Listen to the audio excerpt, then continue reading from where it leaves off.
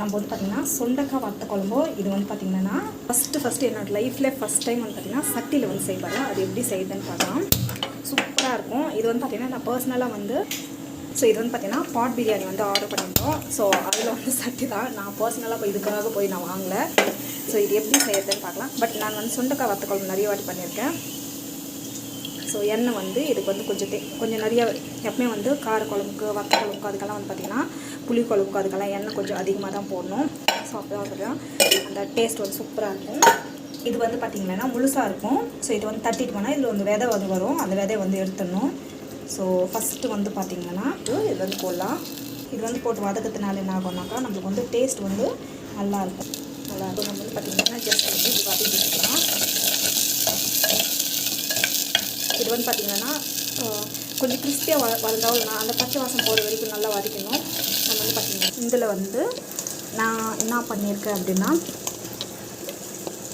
So வெங்காயம் அப்புறமா ஒரே ஒரு பூண்டு அப்புறமா பார்த்திங்கன்னா கொஞ்சம் வந்து தேங்காய் போட்டு அரைச்சி வச்சுருக்கேன். ஸோ டேஸ்ட் வந்து சூப்பராக இருக்கும். ஸோ தேங்காய் போட்டால் டேஸ்ட் வந்து நல்லாயிருக்கும். திக்னஸும் வந்து நல்லாயிருக்கும். அதுக்காக ஸோ இது வந்து நல்லா வதங்கும். ஸோ இது வந்து பார்த்திங்கன்னா இந்த அளவுக்கு வந்து நல்லா வந்து வதங்கி இருக்கும்.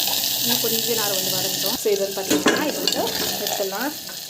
ஒரு பவுல் வந்து இது வந்து பார்த்திங்கன்னாக்கா நம்ம வந்து எடுத்து வச்சு வந்து பார்த்திங்கன்னா கடுகு வந்து ஆட் பண்ணலாம்.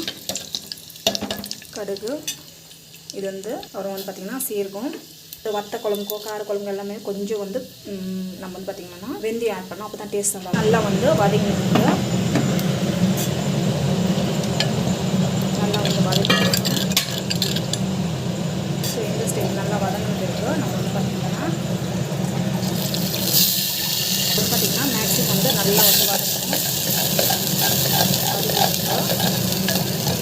பச்சை வாசம் போடுறதுக்கு நல்லா வதங்கணும்.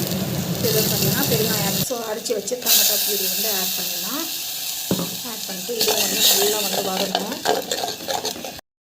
இப்போ வந்து பார்த்திங்கன்னா நம்ம வந்து இந்த சுண்டைக்காய் வந்து வறுத்து வச்ச சுண்டைக்காய் வந்து ஆட் நல்லா வந்து இந்த மாதிரி வந்து கலக்கிடலாம்.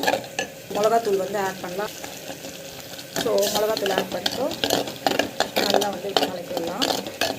இது டேஸ்ட் செம்மையாக இருக்கும். நல்லா பச்சை வாசம் போடுறதுக்கு நல்லா வதங்கணும். நல்லா உப்பு வந்து ஆட் பண்ணலாம். நல்லா வந்து வதக்கலாம்.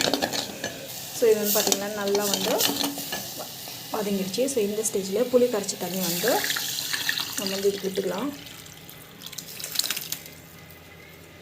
ஸோ இது வந்து பார்த்திங்கன்னா நல்லா வந்து கொதிக்கணும். ஸோ நான் வந்து பார்த்திங்கன்னா சிம்லேயே வந்து வைக்கிறேன்.